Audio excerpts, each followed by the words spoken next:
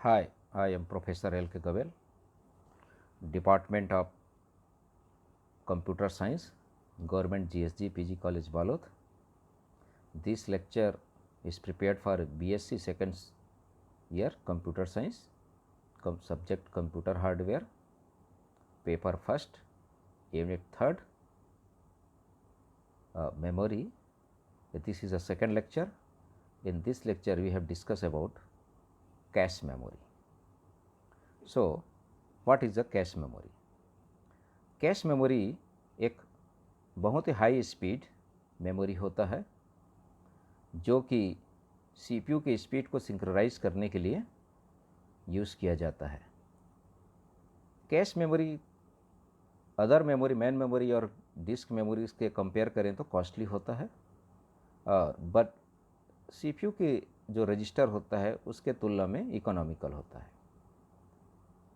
Cache memory बहुत ही extremely fast memory type का होता है जो सीपीयू और रैम के बीच में यूज़ किया जाता है।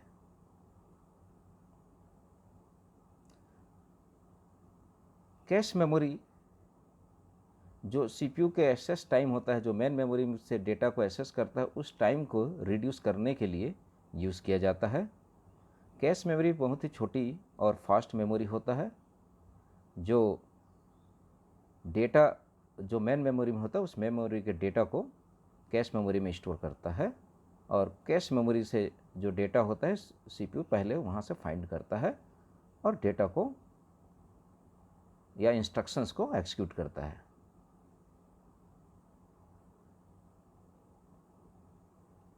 कैश मेमोरी के जो परफॉर्मेंस है उसको हम हीट रेशियो से मेजरमेंट करते हैं। परफॉर्मेंस का मतलब होता है कि जब सीपीयू कोई इंस्ट्रक्शंस कैश मेमोरी में सर्च करता है और यदि वहाँ से उस लोकेशन से वो डेटा मिल जाता है तब हम उसको बोलते हैं कैश हीट, और जब वो डेटा मेमोरी लोकेशन में नहीं मिलता है कैश मेमोरी में तब हम उसको बोलते हैं कैश मिस।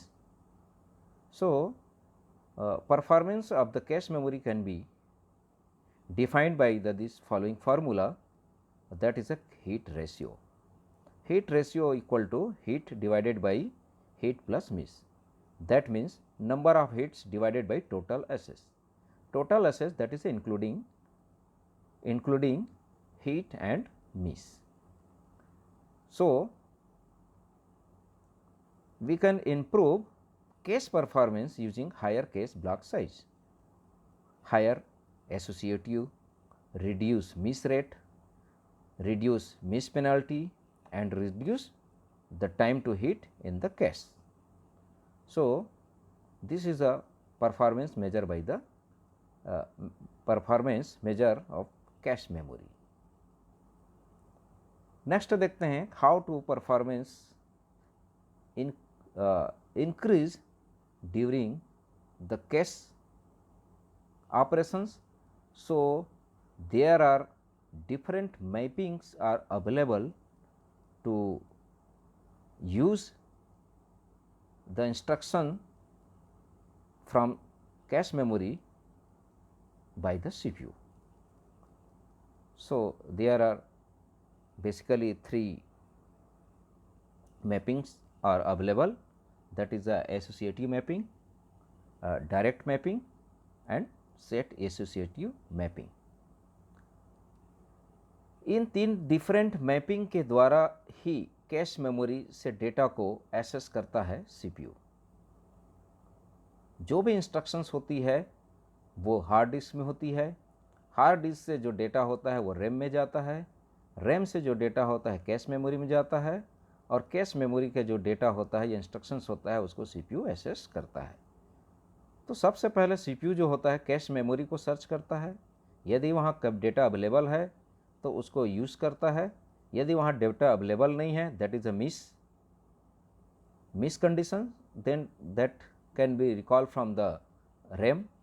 यदि वहाँ से भी डेटा नहीं मिलता है तो वो डेटा सेकेंडरी स्टोरेज से रिकॉल करता है। तो इस प्रकार से किसी भी इंस्ट्रक्शंस को एक्सिक्यूट करने के समय सीपीयू डिफरेंट मेमोरी लोकेशंस को सर्च करता है। तो उसी के अनुसार से यदि हम देखें कि कैश मेमोरी किस प्रकार से मैपिंग करता है या सीपीयू किस प्रकार से कैश मेमोरी से डेटा को सर्च करता है, वो डिफरेंट मैपिंग के द्वारा हम समझते हैं। तो सबसे पहले हम देखते हैं सेट एसोसिएटिव मैपिंग। सबसे पहला है एसोसिएटिव मैपिंग। एसोसिएटिव मैपिंग ही बहुत ही फास्ट और फ्लेक्सिबल कैश ऑर्गेनाइजेशन है और जिसको हम एसोसिएटिव मेमोरी के नाम से एसोसिएटिव मेमोरी का मैपिंग यूज़ करता है। और इसी सेट एसोसिएटिव मेमोरी जो होता है, जो एड्रेस और डेटा दोनों को मेमोरी में स्टोर करता है। यहाँ पर आप देख सकते हैं डायग्राम में कि सीपीयू का एड्रेस है 15 बिट का। 15 बिट जो है एड्रेस आर्गुमेंट में स्टोर है कहाँ पर, सीपीयू के। और इसी एड्रेस को यदि हम बात करें 15 बिट का जो एड्रेस है उसको दो भागों में डिवाइड किया गया है। एक होता है एड्रेस पार्ट और दूसरा होता है डेटा पार्ट। तो यहाँ पर आप देख सकते हैं जो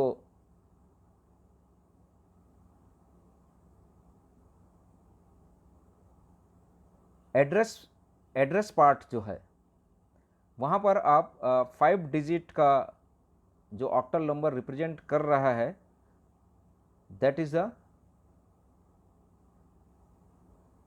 एड्रेस, और 12 बिट का जो वर्ड जो शोर कर रहा है 4 डिजिट का दैट इज द डेटा। तो 15 बिट को जो है उसको हम डिवाइड करते हैं। तो इस प्रकार से जो सीपीयू का जो एड्रेस है वो 15 बिट जो होगा वो आर्गुमेंट रजिस्टर में स्टोर होगा और आर्गुमेंट रजिस्टर में से सेट एसोसिएटिव मेमोरी से सर्च करेगा मैचिंग एड्रेस को। मैचिंग एड्रेस जब मेमोरी लोकेशन से सर्च करता है, सर्च करने के बाद जब उसको लोकेशन मिल जाता है तब वो 12 बिट का डेटा को रीड करता है और सीपीयू को भेज देता है। यदि वो डेटा या वो लोकेशंस नहीं मिलता है, जब वो एड्रेस को सर्च करता है, एड्रेस को सर्च करने के बाद लोकेशंस नहीं मिलता है, तब वो जाके मेन मेमोरी को सर्च करता है और मेन मेमोरी से डेटा को ले लेता है।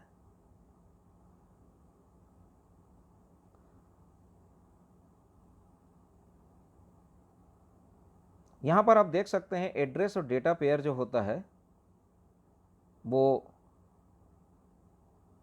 एसोसिएटिव कैश मेमोरी में ट्रांसफ़र करता है। कहाँ से ट्रांसफ़र करता है, जब आप मान लीजिए कोई डेटा आपका मेन मेमोरी में है और कैश मेमोरी में नहीं है तो सर्च तो पहले कैश मेमोरी में करेगा। यदि वहाँ डेटा नहीं मिलता है तो कहाँ चला जाएगा, मेन मेमोरी में चला जाएगा। मेन मेमोरी से एड्रेस और डेटा को फिर कैश मेमोरी में ट्रांसफ़र करता है और वहाँ ट्रांसफ़र करने के बाद फिर आपका सीपीयू जो है वो कैश मेमोरी से वो डेटा को रीड कर लेता है उस पर्टिकुलर लोकेशन से। मान लीजिए कैश मेमोरी फुल हो जाती है, तो कैश मेमोरी फुल हो जाने पर जो डेटा और एड्रेस पेयर जो है वो डिस्प्लेस्ड करता है किसी दूसरे डेटा और मेमोरी लोकेशन को जिसका उपयोग नहीं हुआ है या हो चुका है, और इस प्रकार से उस जगह पे कैश मेमोरी जो एसोसिएटिव एड्रेस के कॉन्सेप्ट कैश मेमोरी में वो अपने लोकेशंस को रख देता है।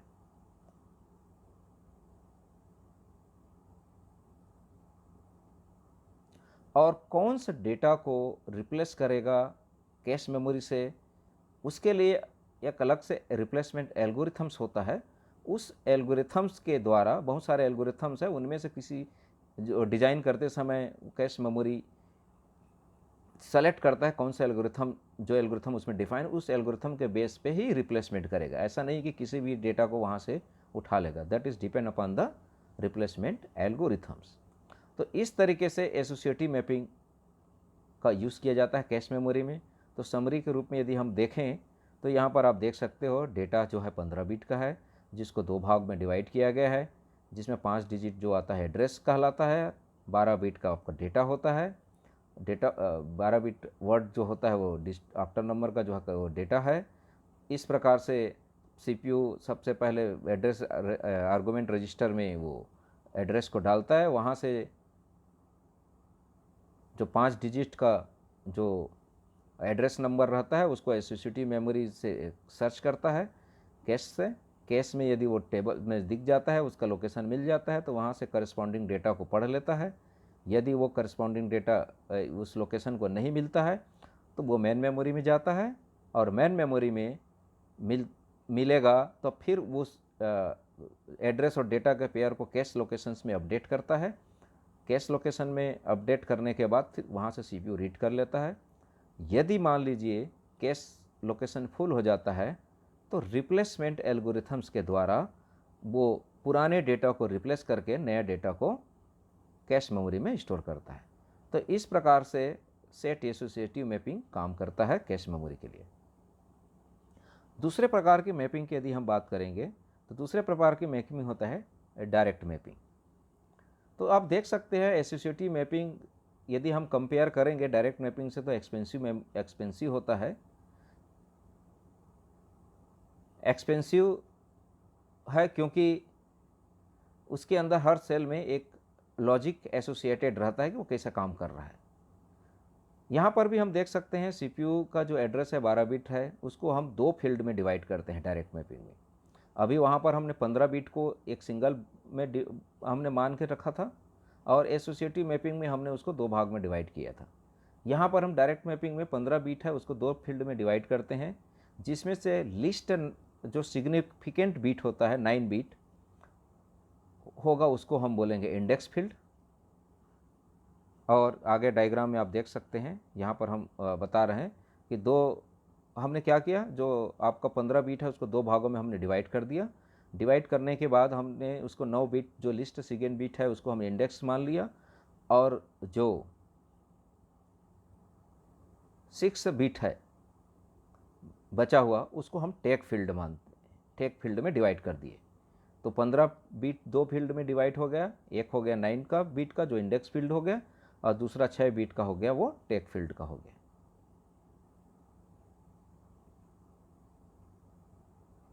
जो number of bit index field में है, नंबर ऑफ बिट जो इंडेक्स फील्ड में जो दिख रहा है वो उतने ही इक्वल नंबर ऑफ एड्रेस आपके कैश मेमोरी में होंगे।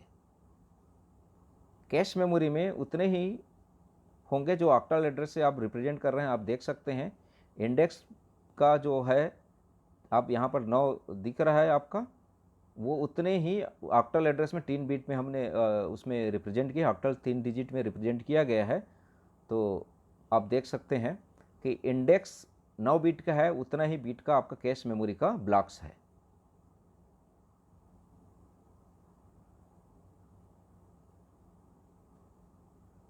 तो ये जरूरी है कैश मेमोरी को एक्सेस करने के लिए, रिक्वायरमेंट है इस डायरेक्ट मैपिंग में। तो इस प्रकार से जो होगा टेक फील्ड से इंफॉर्मेशन लेगा, और वो इंडेक्स फील्ड से वो डेटा कैश मेमोरी से सर्च कर लेगा। सर्च करने के बाद डेटा यदि वहाँ मिलता है तो वो डेटा को वहाँ से सीपीयू को भेज देगा, और बाकी जो प्रोसेस है यदि नहीं मिलता है तो सेम रिप्लेस मेन मेमोरी में जाएगा। मेन मेमोरी में यदि नहीं मिलता है तो वो सेकेंडरी स्टोरेज में जाएगा, वहाँ से मेन मेमोरी में आएगा, फिर कैश मेमोरी में आएगा। कैश मेमोरी यदि फुल हो गया है तो यहाँ पर भी रिप्लेसमेंट एल्गोरिथम्स का उपयोग करके कैश मेमोरी को में डेटा को अपडेट किया जाएगा। तो यहाँ पर बस ध्यान रखने वाली बात यही है कि डायरेक्ट मैपिंग में जो सीपीयू का 15 बिट का एड्रेस होता है वो 2 भाग में डिवाइड कर दिया जाता है, जिसमें से 9 least significant bit index field बोलते हैं, और उसके रिमेनिंग बिट 6 बिट होता है वो टेक फील्ड होता है। और इंडेक्स में जितने बिट का होता है उतने ही इक्वल ब्लॉक्स का कैश मेमोरी में डिवाइड कर दिया जाता है। 12 बिट का डेटा कैश मेमोरी में है ही, तो मेन चीज़ है उसका एड्रेस लोकेशन। तो एड्रेस लोकेशन किसके बेस पे होगा, 9 बिट के हिसाब से बनेगा। यदि जनरल केस की बात करें, यदि हम उसको डिफाइन करते हैं जनरल में, तो मान लीजिए two the power k words cache memory में है और two the power n words main memory में है, क्योंकि कैश मेमोरी में डेटा मेन मेमोरी से ही आएगा। तो यदि हम यहाँ पर बात करें two the power k words cache memory में है, यहाँ डायग्राम से आप देख सकते हैं, और two the power n words है मेन मेमोरी में। तो n बिट मेमोरी एड्रेस को हम दो भाग में डिवाइड करेंगे, जो मेन मेमोरी का है n बिट है वो मेन मेमोरी का, उसको दो फील्ड में हम डिवाइड करेंगे, जिसमें से k बिट्स जो होंगे वो इंडेक्स फील्ड हो जाएगा और n माइनस k फील्ड हो जाएगा वो टेक फील्ड हो जाएगा। जैसे यहाँ पर यदि हम बात करें कि 9 बिट और 6 बिट की हम बात कर रहे हैं, तो यहाँ पर जो 9 बिट्स हो गया वो इंडेक्स हो गया और 6 बिट हो गया वो टेक हो गया। सेम उसी प्रकार से k और n है, तो n बिट्स एड्रेस को हम दो भाग में डिवाइड किए, k बिट्स और n माइनस k, तो n माइनस k क्या कहलाएगा, टेक फील्ड कहलाएगा। तो यहाँ पर डायरेक्ट मैपिंग केस ऑर्गेनाइजेशन में जो n बिट एड्रेस जो है वो एक्सेस करता है मेन मेमोरी को, और k बिट इंडेक्स जो होता है वो एक्सेस करता है कैश मेमोरी को। ये बहुत ही इंपॉर्टेंट चीज़ है। और कैश मेमोरी में जो है डेटा भी एसोसिएटेड होगा उसके टैग के साथ।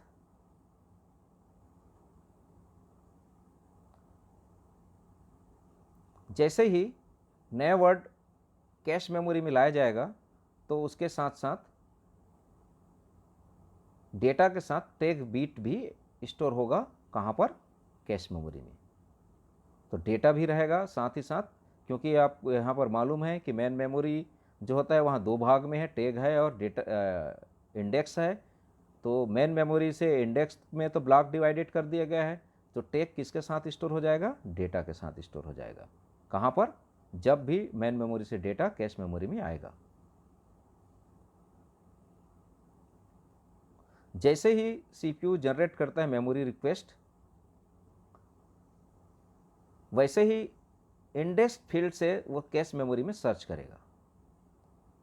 इंडेक्स फील्ड, क्योंकि सीपीयू 15 बिट का एड्रेस लाइन जनरेट करेगा, तो 15 बिट में से 9 बिट को वो इंडेक्स से चेक मैच करेगा। यदि वहाँ पर इंडेक्स मैच हो जाएगा, इंडेक्स से जैसे ही मैच हो जाएगा तो फिर वो टैग को, क्योंकि डेटा के साथ टैग है, तो फिर वो टैग को मैच करेगा और दोनों मैच हो जाने के बाद उस डेटा को फिर कैश मेमोरी सीपीयू को भेजेगा। मतलब पहले इंडेक्स को मैच करना जरूरी है, इंडेक्स पे मैच करने के बाद उस लोकेशंस पे पहुंच जाएगा, और उस लोकेशंस पे पहुंचने के बाद आगे का डायग्राम में यदि हम देखें इसको तो इस प्रकार से क्लियर से समझ में आ जाएगा। यहाँ पर आप देख सकते हैं कि किस प्रकार से मेन मेमोरी है और किस प्रकार से कैश मेमोरी है। तो यहाँ पर देख लीजिए, यहाँ पर बहुत अच्छे से क्लियर आपको दिख रहा है। मेन मेमोरी का जो एड्रेस है वो दिख रहा है पूरा 15 बिट में है, उसके अंदर डेटा है मेन मेमोरी में, और इसी को हम कैश मेमोरी को हम डिवाइड करते हैं। तो कैश मेमोरी में जितने इंडेक्स है उतने ब्लॉक्स बन गए हैं, और हर इंडेक्स ब्लॉक में उसका टैग और डेटा है। तो आप यहाँ पर क्लियर समझ में आ जा रहा है कि जैसे ही सीपीयू ने 15 बिट का एड्रेस लाइन जनरेट किया, उसमें से 9 बिट को इंडेक्स एड्रेस से मैच करता है। मैच जैसे ही होगा, इंडेक्स में मैच होने के बाद वो टैग को मैच करेगा कि उस इंडेक्स मैच हो जाने के बाद उसका टैग है कि नहीं।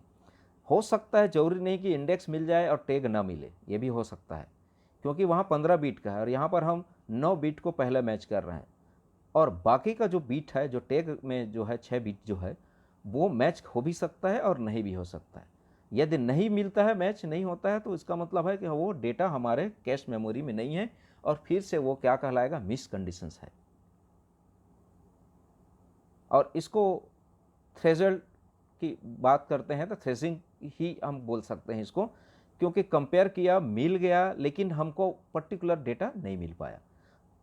मतलब क्या हुआ कि हम लोकेशन पे पहुंच गए हैं, लेकिन उस लोकेशंस पे हमारा डेटा नहीं है। क्यों नहीं है? क्योंकि हमारा टैग, जो सीपीयू का टैग है और कैश मेमोरी का टैग मैच नहीं कर रहा है। तो थ्रेशिंग प्रॉब्लम यही है कि हमको पहुंचने के बाद भी हमको वो डेटा नहीं मिल पा रहा है। तो इस तरीके से, और जैसे ही यदि वहाँ पर टैग मैच कर लेता है, इंडेक्स मैच करेगा, तो हम लोकेशन पे पहुँचेंगे, वहाँ से टैग को मैच करेंगे, टैग मैच हो जाता है तो डेटा को कैश मेमोरी से सीपीयू में भेज दिया जाएगा। और यदि मान लीजिए मिस हो जाता है, वहाँ पर टैग नहीं मिल पाता है, तब फिर रैम में सीपीयू रैम से डेटा को लेगा। तो रैम से डेटा को लेने के पहले वो रैम से उस डेटा को, उस पर्टिकुलर इंडेक्स से उस पर्टिकुलर टैग को कैश मेमोरी में ट्रांसफ़र करेगा और वहाँ से फिर डेटा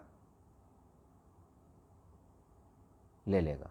तो इस प्रकार से मैच जो होता है, यदि हिट कैश आता है तब तो डेटा मिल जाता है, और मैच कैश नहीं आता है तो डेटा कहाँ से लेना पड़ जा रहा है, उसको मेन मेमोरी से लेना पड़ जा रहा है। और उसी समय वो रिप्लेसमेंट एल्गोरिथम भी काम करेगा। यदि वहाँ कैश मेमोरी में जगह खाली है तो कोई प्रॉब्लम नहीं है, वो रिप्लेस कर देगा।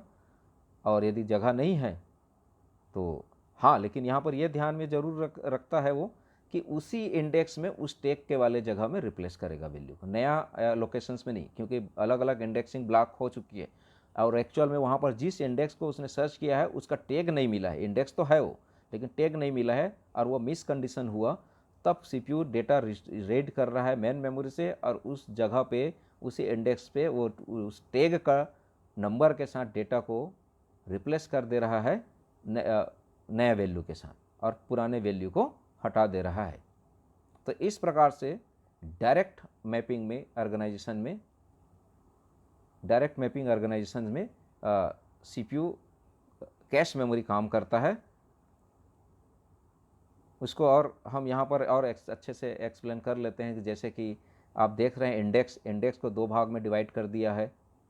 The index field is now divided in 2 parts. ये दूसरे प्रकार का भी डायरेक्ट मैपिंग हो सकता है। वहाँ पर इंडेक्स सिंगल था, दूसरे प्रकार का भी एक हो सकता है डायरेक्ट मैपिंग में कि इंडेक्स को भी हमने डिवाइड कर दिया 2 भाग में, जिसको हम बोल सकते हैं एक ब्लॉक है और दूसरा वर्ड है।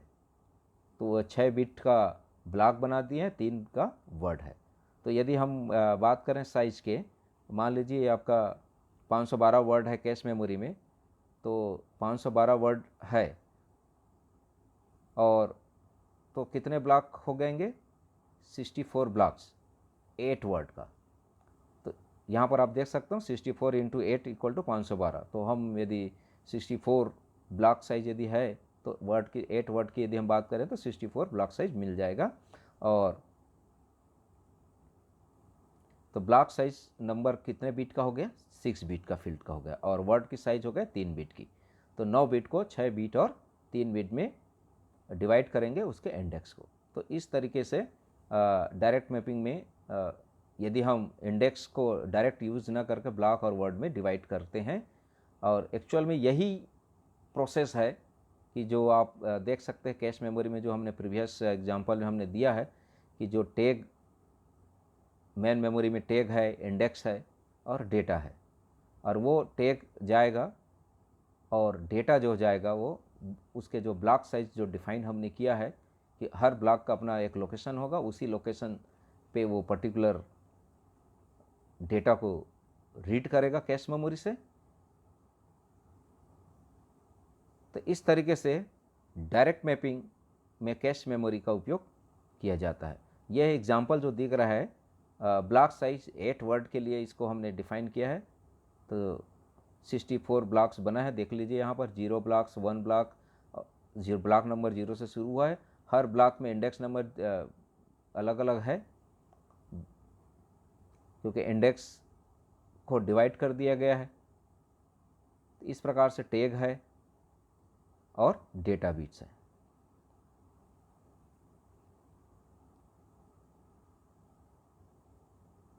नेक्स्ट टाइप का हम मेमोरी की बात करेंगे तो सेट एसोसिएटिव मैपिंग है। तो यहाँ पर ये चीज़ क्लियर हो जा रही है अब सेट एसोसिएटिव मैपिंग की ज़रूरत क्यों पड़ रही है।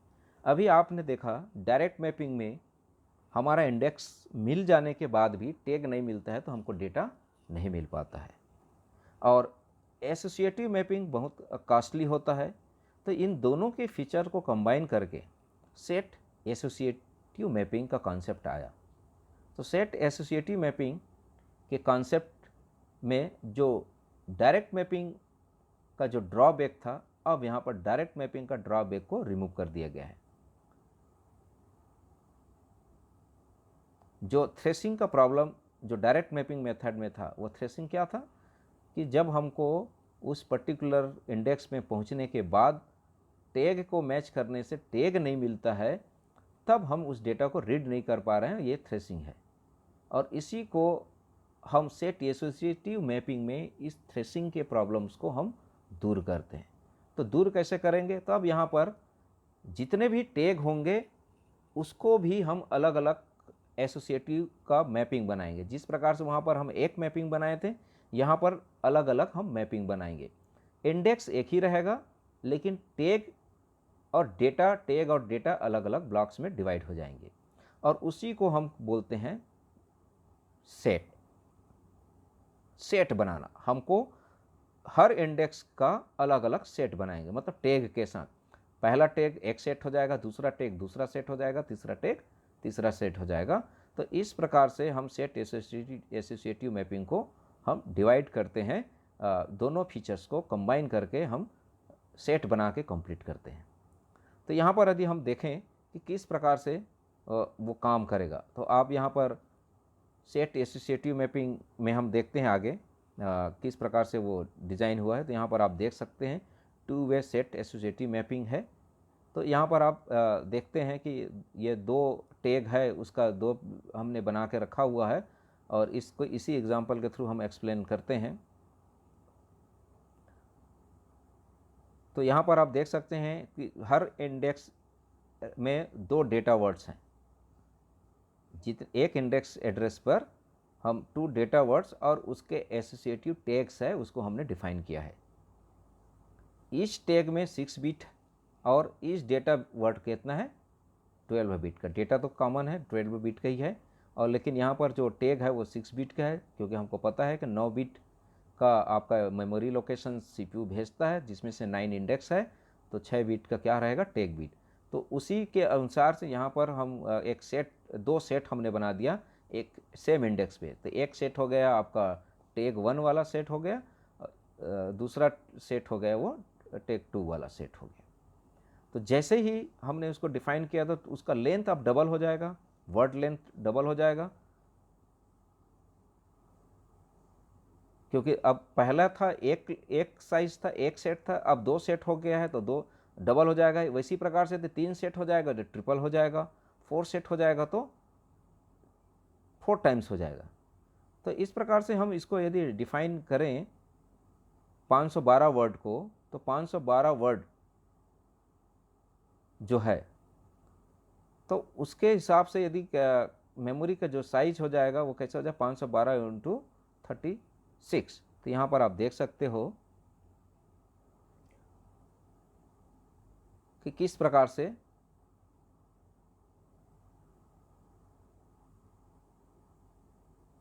बीट की साइज जो है वो बढ़ गई है। तो इस प्रकार से यदि हम बात करें कि यदि इस सेटिंग की बात करें सेट एसोसिएटिव मैपिंग में, तो 512 जो बाइट है उस बाइट को यदि अकोमोडेट करेंगे तो हमारा मेन मेमोरी का जो मान लो साइज है 1024 वर्ड, वो मेन मेमोरी का जो है वो 2 भाग में डिवाइड हो गए यहाँ पर स्टोर होगा, तो 2 डेटा वर्ड्स हो जाएगा। मेन मेमोरी के एक डेटा के साथ साथ कैश मेमोरी के 2 डेटा सेट यहाँ पर मिल जाएंगे। तो अब यह काम कैसे करता है वो हम देख लेते हैं।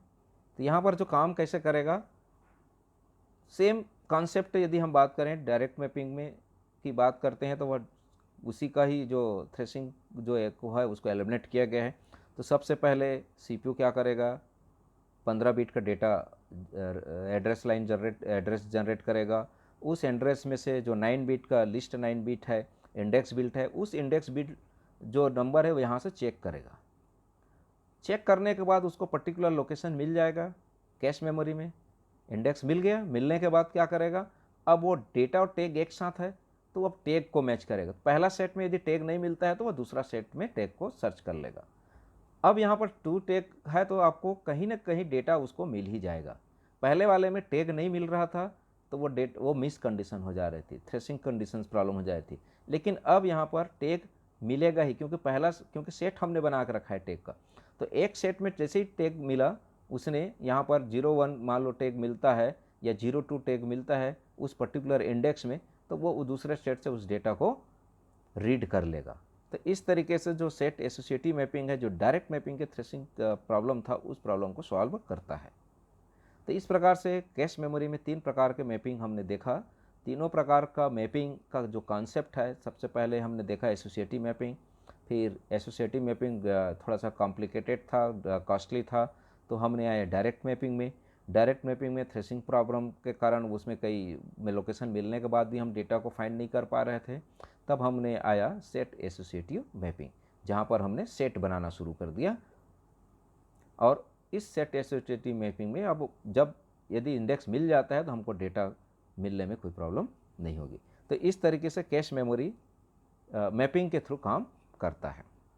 नेक्स्ट यदि हम देखते हैं एप्लीकेशन ऑफ कैश मेमोरी, तो कैश मेमोरी का मुख्य जो एप्लीकेशंस होता है वो है कि सीपीयू की जो स्पीड है और मेमोरी की जो स्पीड है उसको इंक्रीज़ करना। सीपीयू के हिसाब से जो मेमोरी काम नहीं कर पाता है, उस डेटा सीपीयू के स्पीड के हिसाब से डेटा सीपीयू को नहीं मिल पाता है, उसी को मेंटेन करने के लिए कैश मेमोरी का उपयोग किया जाता है। कैश मेमोरी जो होता है हमेशा उसकी साइज कम होगी, तो मेन मेमोरी की जो ब्लॉक होगा उस मेन मेमोरी के ब्लॉक से हमेशा कम ही होगा। जो टोटल नंबर ऑफ ब्लॉक्स होंगे मेन मेमोरी के, उससे जो ब्लॉक होंगे उससे कम ही होंगे, क्योंकि मेन मेमोरी की साइज़ ज़्यादा होती है और कैश मेमोरी की साइज़ कम होती है। तो यहाँ पर हम ब्लॉक में साइज़, ब्लॉक हम नंबर ऑफ ब्लॉक्स हम मेन मेमोरी में बनाएंगे, वही ब्लॉक यहाँ पर रहेगा, लेकिन number of blocks main memory में ज़्यादा रहेगा और number of blocks cash memory में कम होंगे।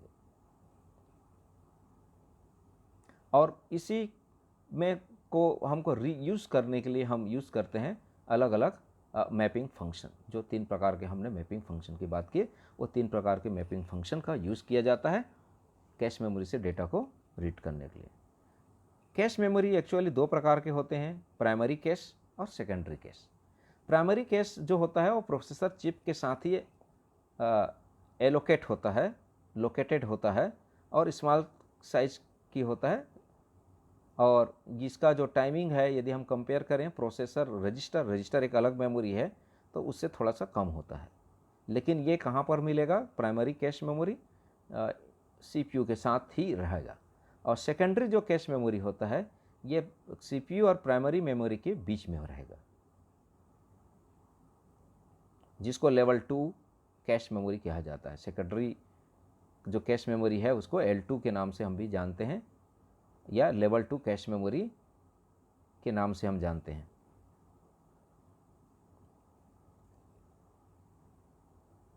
नेक्स्ट हम बात करते हैं लोकेलिटी ऑफ रेफरेंस। तो यहाँ पर आप देख सकते हो लोकेलिटी ऑफ रेफरेंस का मतलब होता है क्योंकि size of cache memory is less than as a compare to main memory. ठीक है, मेन मेमोरी की बड़ी है तो उसकी साइज क्या होगा, कैश मेमोरी का कम होगा। तो so to check which part of the main memory should be given priority and loaded into cache memory, और कौन सा पार्ट मेन मेमोरी का कैश मेमोरी में जाएगा, और यही किसके बेस पे डिसाइड किया जाता है, लोकेलिटी रेफरेंस। क्योंकि उसको पता होना चाहिए कि मेन मेमोरी में बहुत सारे डेटाज हैं और उनमें से कौन सा डेटा कैश मेमोरी में भेजा जाएगा। तो इसी को हम बोलते हैं लोकेलिटी ऑफ रेफरेंस, और उसी लोकेलिटी ऑफ रेफरेंस के बेस पे ही मेन मेमोरी का डेटा कैश मेमोरी में जाता है। और वो कैसा जाता है वो अपन आगे देखेंगे कि कैश मेमोरी में रीड राइट ऑपरेशंस किस प्रकार से होता है, वो हम बात करते हैं। तो यहाँ पर जो दिख रहा है कि टाइप्स ऑफ लोकेलिटी रेफरेंस, यहाँ पर आप देख सकते हैं। तो लोकेलिटी रेफरेंस क्या हुआ? लोकेलिटी रेफरेंस का मतलब हुआ कि सीपीयू कैश मेमोरी में मेन मेमोरी का कौन सा डेटा जाएगा या कौन सा डेटा को रिप्लेस किया जाएगा, कहाँ पर, कैश मेमोरी में। तो ये 2 प्रकार के लोकेलिटी ऑफ रेफरेंस है, स्पेटियल लोकेलिटी ऑफ रेफरेंस और टेम्पोरल लोकेलिटी ऑफ रेफरेंस। तो स्पेटियल लोकेलिटी ऑफ रेफरेंस की यदि हम बात करेंगे तो इसके अंतर्गत ये मान के चलिए कि जिस मेमोरी लोकेशंस में जो डेटा है जिसको रीड कर रहा है उसके नियरेस्ट जो मेमोरी लोकेशन होगा और जिसको फ्यूचर में हम रीड करेंगे, सीपीयू को ऐसा लगता है कि किसी डेटा जो हम यूज़ कर रहे हैं उस डेटा को के आसपास कुछ ऐसी डेटा है जिसको उस डेटा को रीड करने के बाद या इंस्ट्रक्शन को एक्सिक्यूट करने के बाद उसकी ज़रूरत पड़ सकती है। ऐसे डेटा को वो मेमोरी कैश मेमोरी में पहले डाल देगा और वो पहले से ही अंदाज़ा लगा लेगा कि उसकी साइज़ क्या हो सकती है, उसका शेप क्या हो सकता है और उसका करंट रेफरेंस क्या है। और इसको रखने का मतलब ये है कि सीपीयू को जब बाद में उससे रिलेवेंट कोई डेटा की ज़रूरत पड़ रही है तो वो मेन मेमोरी में जाने की ज़रूरत ना पड़े, वो कैश मेमोरी से ही उस डेटा को एक्सेस कर ले।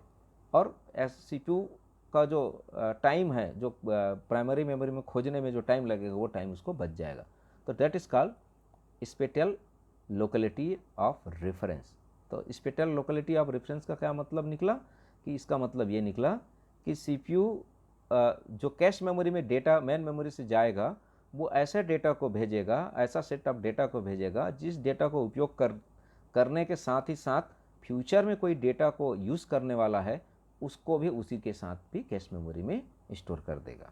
That is called spatial locality reference.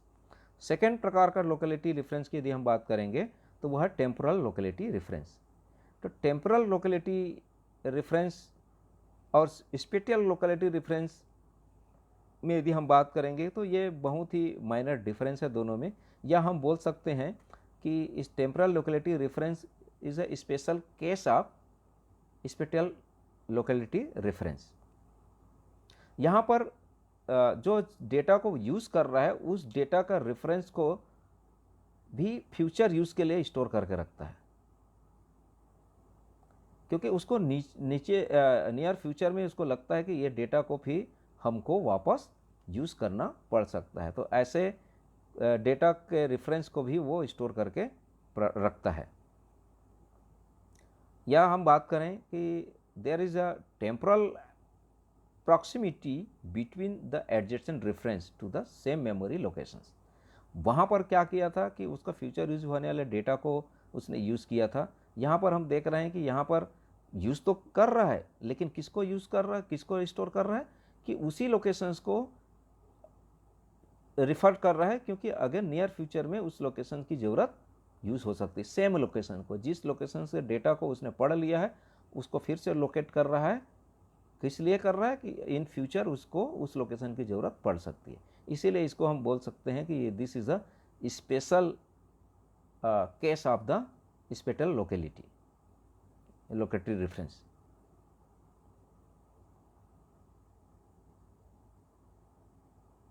और इससे क्या हो जाएगा, जो लेटेंसी टाइम है कैश मेमोरी को जो रीड करने सीपीयू की, वो क्या हो जाएगा, कम हो जाएगा, रिड्यूस हो जाएगा।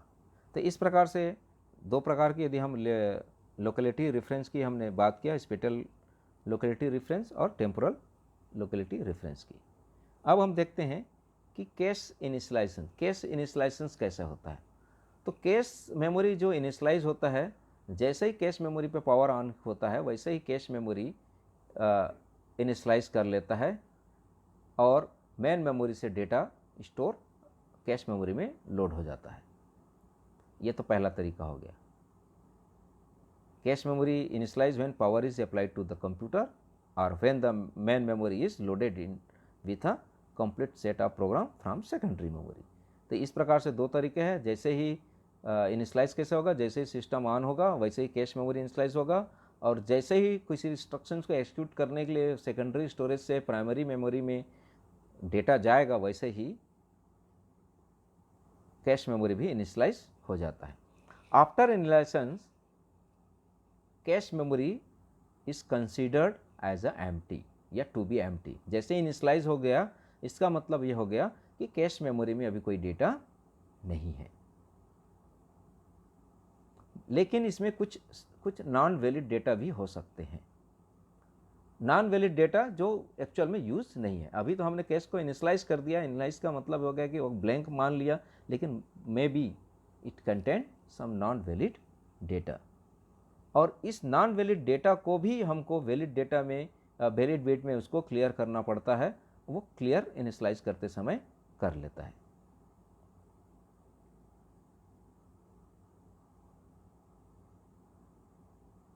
तो जो वैलिड बीट जो है उसको 0 है, उस 0 को किस में चेंज कर देगा, सेट कर देगा 1 में सेट कर देगा। और 1 में सेट हो जाने के बाद क्या हो गया कि हमारा कैश मेमोरी इनिशियलाइज हो गया। अब हम उसमें डेटा मेन मेमोरी से लोड कर सकते हैं।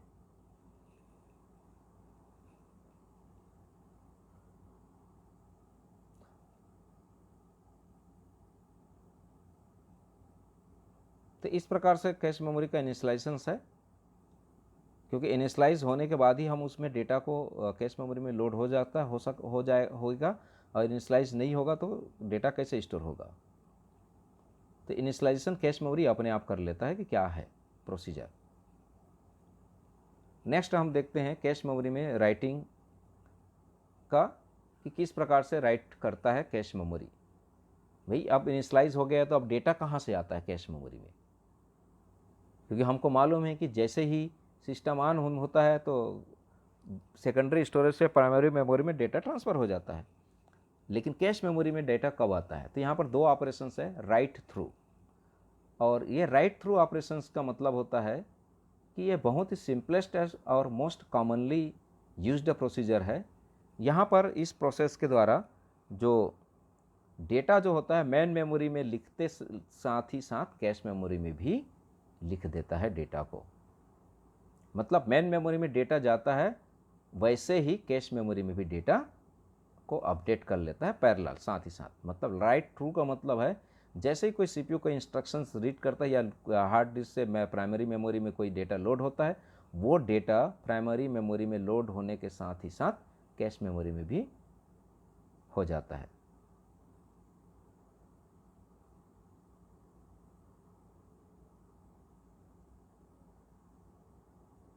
तो इसका मतलब होगा कि सेम डेटा स्टोर रहेगा, जो डेटा प्राइमरी मेमोरी में वही डेटा कैश मेमोरी में भी रहेगा। और इसलिए जैसे ही सीपीयू को ज़रूरत पड़ेगी तो कैश मेमोरी से डेटा को उठा लेगा, जो डेटा अवेलेबल होगा, यदि नहीं मिलेगा तो फिर प्राइमरी मेमोरी में, क्योंकि साइज़ आपकी कंपेयर की बात करते हैं तो कैश मेमोरी की साइज़ छोटी होती है, प्राइमरी मेमोरी की साइज़ बड़ी होती है। तो अब कौन सा पोर्शन कैसा आएगा, तो जो लोकेलिटी रेफरेंस के बेस पे हमने बात किया उसके हिसाब से डेटा को राइट करता है कहाँ पर, कैश मेमोरी में, जैसे ही सीपीयू हार्ड डिस्क से सेकेंडरी मेमोरी से यदि हमारा रैम में जाता है। दूसरा ऑपरेशन होता है right back operation. Right back operations में ओनली अपडेट करता है कैश लोकेशंस को, डेटा को अपडेट नहीं करता है, ओनली कैश लोकेशंस को अपडेट करता है और उसको फ्लैग से मार्क कर लेता है ताकि बाद में उसका उपयोग कर सके। और यदि कोई ज़रूरत नहीं है तो उसको हम कैश मेमोरी से डेटा को रिमूव करके वापस कहाँ पर, मेन मेमोरी में भेज दिया जाता है।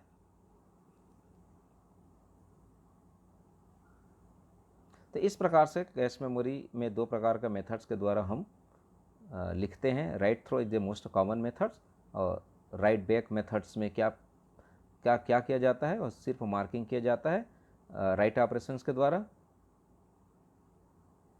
और उस कैश लोकेशंस को अपडेट किया जाता है कि जहाँ पर डेटा स्टोर करना है।